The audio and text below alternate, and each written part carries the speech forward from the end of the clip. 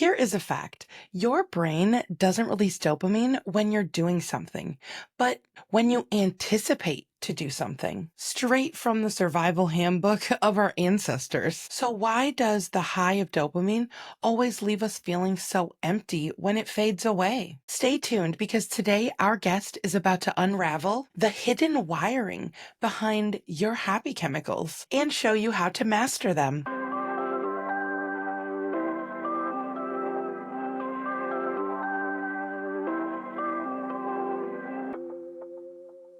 Welcome to another episode of Wellness from Scratch, where we uncover the ideas that reshape the way we live and think. Today, I'm excited to introduce Loretta Bruning, founder of the Inner Mammal Institute and author of Habits of a Healthy Brain. Now, Loretta's take can be perceived as a bit radical. Those feel-good chemicals like dopamine, serotonin, and oxytocin, they aren't designed to keep you happy.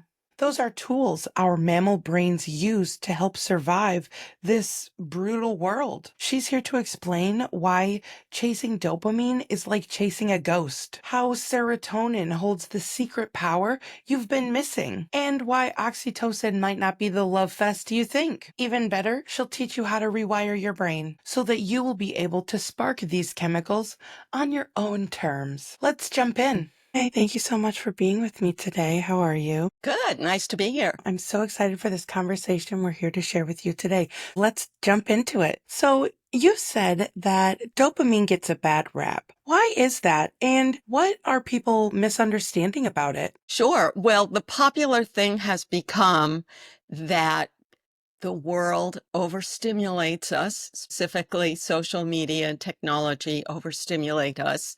And the popular message is it's their fault.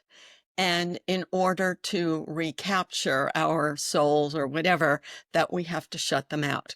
And I don't agree with this for a couple of reasons. And I think it's not good biology even. So when you're blaming the other, then you're not finding your own power over your own brain. So you understand that. Yeah. And the other thing is that this is how dopamine works. Its job is to get you excited about something and make you go toward it. And then the dopamine stops as soon as you get it. So it's on off. That's how it works. And the other thing is your own brain is deciding what you're getting excited about. So it's not just in them, but none of us is aware of what turns on our dopamine because it's wired by our own past experience. So I get excited about one thing, you maybe hate what I like, and I like what you hate. And a funny example, I think, always is a roller coaster. You know, one person gets all excited when they see it, and another person wants to run in the other direction. So each of us, if we really worked at it, we could find that early experience, like what got me to associate roller coaster with meeting my needs and what got me to associate it with a survival threat. And then we know our wiring, and then we can have more power. How can we harness dopamine for motivation without falling into addictive loops, falling down those rabbit holes, or, when you're just kind of craving something sweet for a period of time, Yeah. So our brain is always navigating the world with a happy chemical that makes you want to go forward toward meeting a need, and a threat chemical that makes you want to pull back from what you identify as a potential threat. Now, how do you know what is a threat? Is anything that triggered your cortisol when you were young, your neurons connected everything that was active in that moment, and you associate that with a threat. Now, threat chemicals last longer in our body than happy chemicals. So once I see something that I identify as a threat and I feel bad, somebody hurt my feelings, I was ignored, whatever. So now I feel bad. So my brain sees that as a real threat. So now I want to do something that feels good so that I can shift away from that bad feeling. So you mentioned sweets, for example. So the minute I think about where can I find a cookie, my dopamine starts immediately before the cookie even gets in my mouth. But then as soon as I eat the cookie, the dopamine's gone, and then I have to find another. So the real solution is to understand what got me upset in the first place, and then to talk to myself and realize it's not a real survival threat. and then find ways to spark my dopamine that don't involve whatever is my old habit. That is what I am doing right now. What you were saying with how the negative responses kind of stay with us longer, that kind of made me think about how social media and television use like very dramatic or sometimes even negative things that might not even be a negative thing, but just to catch your eye because we are maybe more attracted to that because we want to be aware of those threats and to protect ourselves, but it's like in a different way. Yeah, it's so funny when if I watch a series on Netflix, for example, it's such a formula that the minute something goes well, then something bad's going to happen. The minute something bad happens, then something good's going to happen.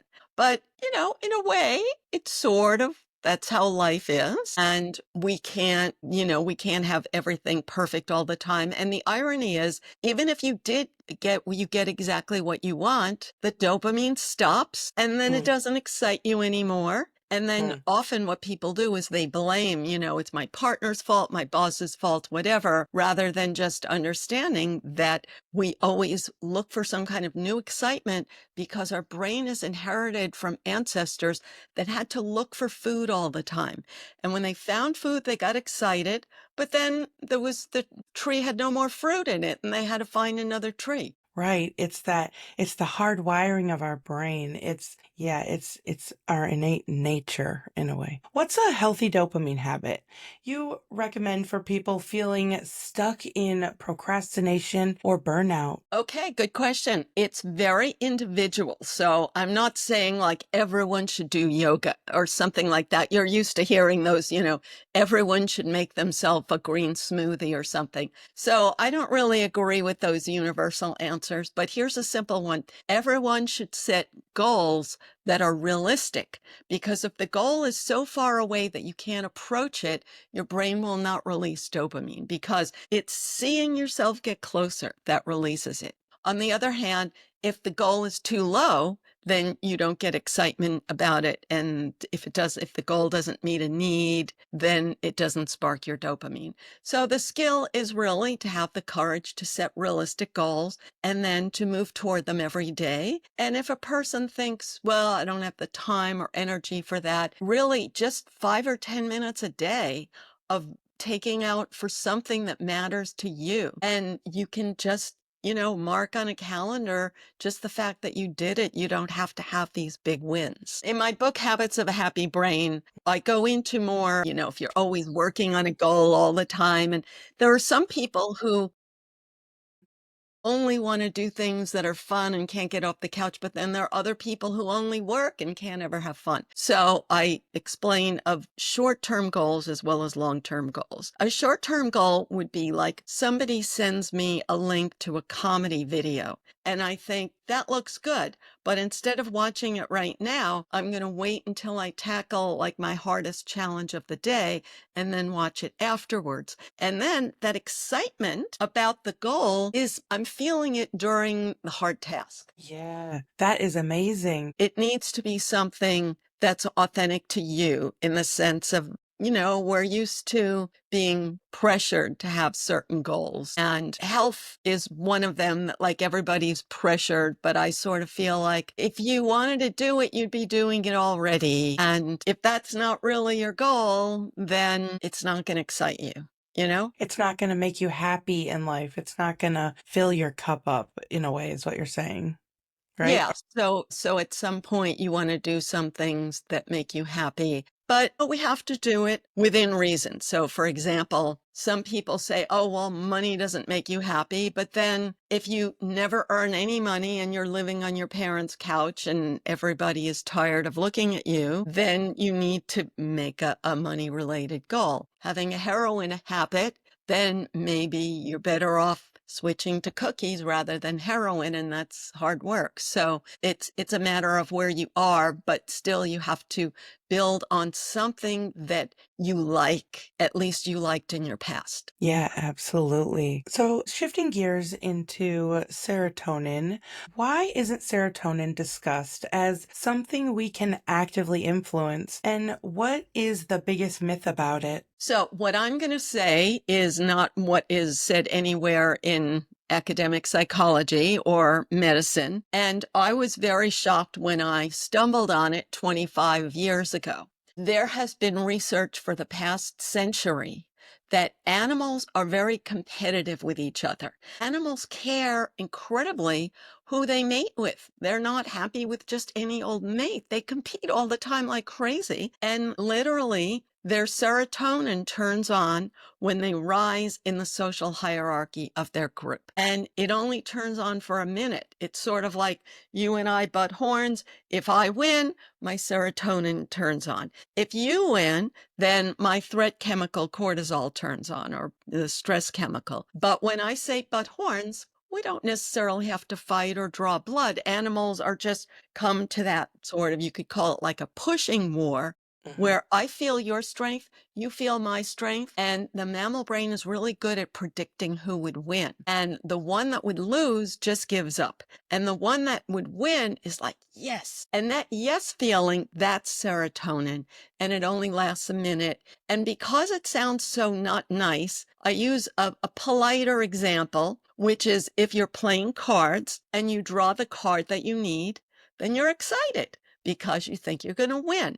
And that's like a natural impulse. And it's in everyone. And maybe you criticize that impulse in other people, but it's very important to understand it in yourself, because otherwise you'll just be bitter and you'll think everybody else is a big monkey that gets all the bananas and I'm a little monkey and I never get any of the bananas. That it I is a very interesting take, and I agree with that. What daily practices can boost our serotonin naturally, especially for people prone to low mood or self-doubt or things like that? So obviously, if I said that you are feeling good when you draw this card that you need, but you can't control the cards. And it's like that in life. It's like maybe I'd feel great if I got a promotion, but I can't control my boss. So the serotonin is not controllable, but the important thing is to know that it's not meant to be on all the time. If monkeys had it on all the time, then they would challenge someone who is bigger than them and they would get killed. So you could think that it creates peak moments, but our brain is not designed to have a peak moment all the time. So the problem is that we think other people are getting it all the time, and they're not. So, but to answer your question, so what could we do to get a little more? Because everyone has self-doubt, because you could not be the big monkey all the time. Otherwise, you'd always be getting into fights. So what could we do to get a little bit more is, instead of focusing on someone else's strength and your own weakness, that you could focus on your own strength. But it's an art to do that in a kind way rather than in a nasty way, because if you do it in a nasty way, then you'll get into more fights. Very well put. How does serotonin tie into self-worth, and why is it so pivotal for resilience? Great question. So our happy chemicals are wired by our early experience. So I have my thought loops and habits for when I turn it on, and you have yours. So for example, one person might be great at one skill and feel very bad about their ability in some other skill, and another person has a different set of skills. So those are wired by early experience. And the problem is that we sometimes like narrow ourselves. For example, if a person is very good at sports when they're young, or is very attractive when they're young, so they get all of their serotonin from those thought loops. But then as time goes by, if they don't win in the sport, or if they're less attractive, then they don't activate it. So we all have difficulty in this area. And that's why I said that it's not meant to be on all the time. So the art and challenge of life is to find things that give you that sense of social recognition in a world where 8 billion other people are looking for social recognition. So we have to be quite realistic about it. A lot of people think somebody else, like when I said it's wired when you're young, that people might think, well, one person had a good childhood and they got better circuits and another person didn't. But here's a complication. If you are a child that was the center of the world every minute, then when you go into adult life, you are not going to be the center of the world, and you are not necessarily going to know how to deal with that. So if you read biographies about the childhood of famous people, you often find that they had a bad childhood and they learned to build resilience. They learned to take action themselves rather than sort of waiting around for other people's approval. So you've mentioned oxytocin isn't just warm and fuzzy. How does it play a role in conflict and social stress? Sure. Well, the simple example people may have heard that in the animal world, animals stick to a herd and that we have a natural urge for a herd. And yet, if it were so easy, we wouldn't need a chemical to reward us for sticking with the herd. So the problem is that animals have a lot of conflict in their herds and they'd rather just keep their distance and go their own way. And oxytocin rewards them for sticking with the herd because a predator will instantly eat an animal that's off by itself. And so in our brain, we have this constant back and forth, like, well, I really want to go my own way, but then when I go my own way, I feel like I'm abandoned and isolated. So I stick with the herd, but then they get on my nerves. So we go back and forth, back and forth. So oxytocin rewards you for being with a group and having the safety of social support. But often, we would love to have that oxytocin all the time. And why don't we have it? We tend to blame other people. It's like, well, I don't feel supported, so it must be your fault. So it's very important to understand how we're creating this feeling ourselves. So the bottom line, let's say you are a goat and you smell a wolf, and so you run back to the group. But what the goat does is it runs to the center of the group where it's safer so that another goat gets eaten. So it's like you think, well, how mean. You're just trying to protect yourself, and each one is just trying to protect yourself. And you think, well, they should be protecting me. But the reality is that the animal brain is trying to protect itself. Mhm. Now, then the other side of the coin, let's say I have this nice group and they're all surrounding me, so I feel so nice and safe. But when that happens and a goat goes to eat food, all of the grass has been peed on by other goats, and they literally get intestinal worms if they eat soiled grass. So they just want to leave the group and go off to greener pastures. And so this is why we have that back and forth all the time, and why we don't know how we're creating it. So we want that oxytocin of having the protection of others, but then when we have it, they get on our nerves and we want the dopamine of greener pastures. But then when we do that, we are afraid of predators, so we want to go back to the group. So it's a cycle. Yes, exactly. And Yep. it's a cycle that we create ourselves, but we don't realize it, so we blame other people for that. Yes, awareness is a very beautiful thing in today's day and age. So, how can someone cultivate oxytocin when they're isolated or navigating difficult relationships? Sure. So, as I was saying, if you accept that you have this desire to be protected by others, but then you want them to protect you, but they have a desire for you to protect them. So, we have to give the protection to others in order to get it. And then we have to notice that if it seems like the other person's always doing it wrong and they're not really meeting your needs, these a lot of cliches that we've been fed by like professional psychology.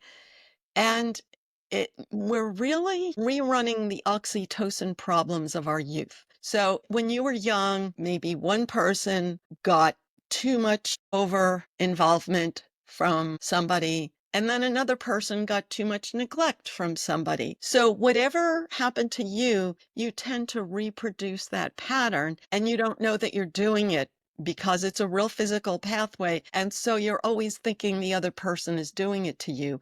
So you have to really explore those strong feelings about support that you built when you were young and see how you're creating these up in these cycle and yo-yo feeling yourself rather than just blaming the other person. Because we're building expectations of Mm. people that we shouldn't be having.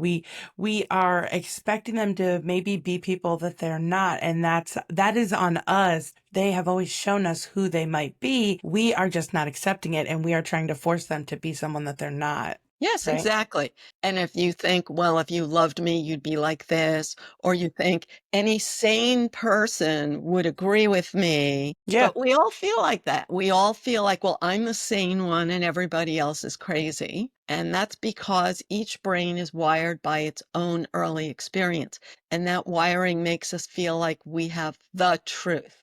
Right.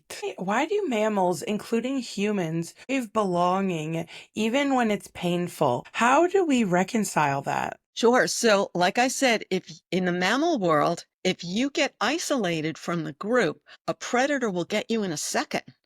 And so natural selection is what built our brain. The one that was gotten in a second, they got weeded out of the gene pool. So, how do you prevent yourself from being the one that goes off and gets eaten? Is every minute you're watching, what is everybody else doing? Where is everybody else? What does everybody else think? Which is a thought pattern that we associate with teenagers. But because of that teen experience, it tends to get wired in. And so the simple example I use is if you hear a cow saying moo, that moo sound, the cow is saying, I'm here, where are you? So the cow is going off a few feet to get fresh food, but now they can't see anybody else. So they're like, where are you guys? Where are you guys? To make sure they don't get too far away.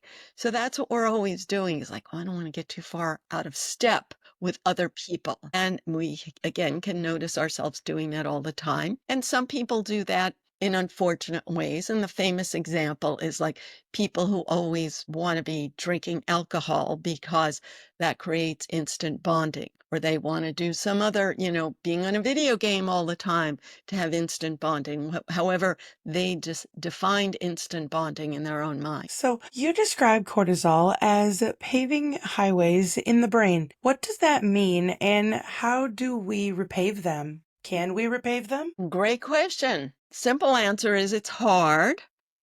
So it's exactly like the highways in the brain are exactly like when you learned your native language. It built highways in your brain, and now you know the words without having to think about it. But if you try to learn a foreign language, it takes real lot of work. And that's sort of like any rewiring project, whether it's positive or negative. Now, if it's cortisol pathways, then it's even harder because your brain creates these survival threat feelings. And when you try to change, it feels like you're going to have a real survival threat.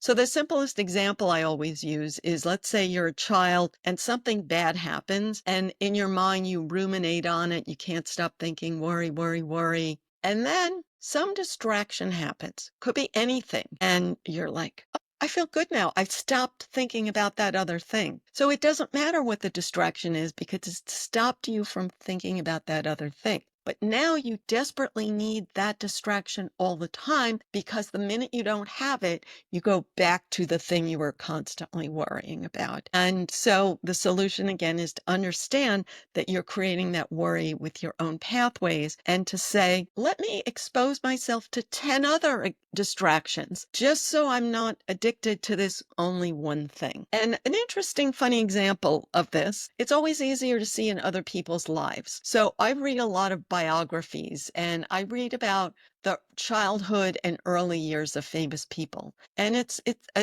been so helpful for me. And a lot of people of like maybe my grandparents' generation, let's say, going way back. The movies were invented when they were young. And it was the Depression. And they went to the movies every day. So there was like nothing else, all of the things that we like. And they just got addicted to the movies. To them, this was like, wow. So everybody who had a career in the movies, it was because something bad was happening at home and they went to the movies every day. It's like why people love comedy. I love comedy. It's a way, it's because people always need a way to escape, in some form or fashion, the, hard parts of life. Yeah. Yeah, but it's a much healthier distraction than a dozen other things that you could do.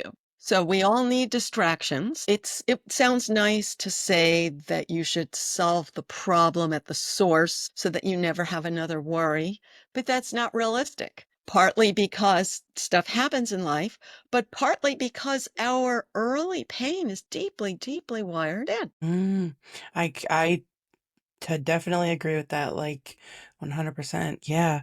Um, and it's all about choose because humans are just addictive like by nature. Like we are always craving things, and it's about choosing, you know, healthy options that benefit us versus things that degrade or, you know, harm us in any way. Yeah. Yes. Cool. So, what's the most underrated tool for lowering cortisol that most people overlook? I would say something I already mentioned, reading the biographies of famous people.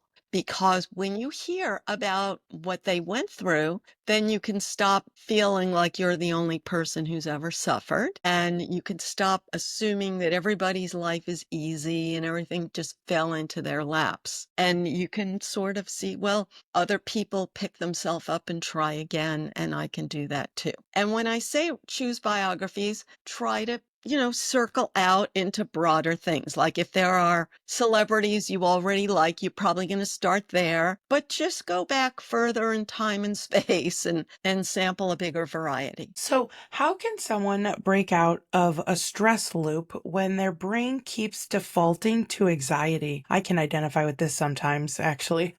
Yes, definitely. So think about it this way. If you think that everyone has a highway system in their brain built when they were young, and there's nothing shameful about it. This is how our brain works. We have no choice. Our brain is wired when we're young, and we use the highways that we have. We can build a new highway, but it's as hard as learning a foreign language in adulthood. And most people don't learn a foreign language in adulthood because it's hard, even though we know it's possible. But a simpler way to get started is if you're on this highway, imagine that you're building an exit ramp from the highway. Okay. So first you have to consciously think, I'm on that highway. Like simple example is if a person has a bad habit and like let's say a person like they're going to go on a spending binge. They're going to go on an eating binge. They're going to go on a yelling at their loved ones binge. There's that split second when you decide that you're going to let yourself go. And the more you can work on noticing that split second is so valuable because then you could say, okay, I'm on this path, but I can exit from this path. And the more often you do that, the easier it is. Now, to make it easier, give yourself an alternative path to exit to. And that means, like, don't say, well, instead of having a bottle of vodka, I'm going to do 100 push ups, because that's not fun. So give yourself an alternative that's at least more attractive in the short run so that you're going to have a better chance of exiting that path. You emphasize repetition for rewiring, but how do we make it fun, like you say, and so we can actually stick with it? Yes, great question. So I learned from animal trainers. So animal trainers give a reward each time the animal does the behavior, and they give a very tiny reward. And I got to participate in dolphin training classes myself. So it was really fun to actually do it and to be involved. So the dolphin has Yeah. this huge mouth, and you give it one little fish, and there's a whole big bucket of fish, but you don't give it the whole bucket all at once. If it does a correct behavior, it gets one fish. And then if you give it one fish again and again and again,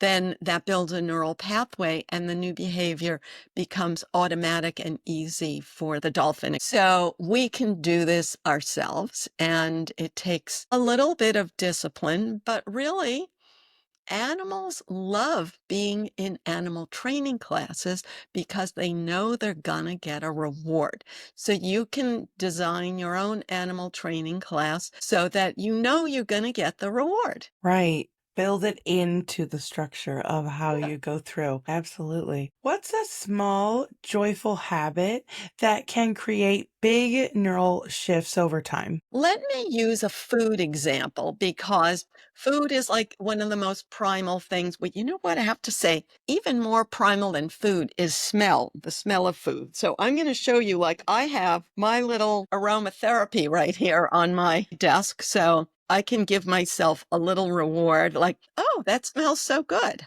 And it's like, oh, a little reward. And if I do that, like, every time I start an unpleasant, difficult task, then it's like, oh, I have a positive expectation. It's like, oh, this is good. Now, of course, some tasks are even more unpleasant and you want more than that. So let's use another simple example. Again, smell wires us deeply because it's very primal. And food, again, wires us deeply. So I always use the example that you can give yourself food rewards. And then if you do that unpleasant task, let's just say, simple examples like, well, I have to fill out a job application and then I'm going to have a cookie after the job application. So the challenge is you're not going to have a whole box of cookies. You could, and you're not going to give yourself the cookie unless you fill out the job application. And then you can make a schedule, I'm going to fill out 2 job applications a day and have 2 cookies. And there's nothing wrong with having 2 cookies a day. And then look at all those job applications you got done. And then in addition, what I do is I make my own cookies out of healthy ingredients and I freeze them. And then I make small ones. And then I take my 2 cookies out and there I am. They're always available, but the rest are in the freezer. If someone could only focus on one brain chemical to improve within their life, which one should they try to focus on and why? Or how should they choose which one to if Sure. So I always explain that we need all of them. So it's not like some people think, well, I'm this kind of person or that, but we all need all of them. However, if a person is more in the habit of focusing on one of them, then they really benefit by going after the one that they might be neglecting.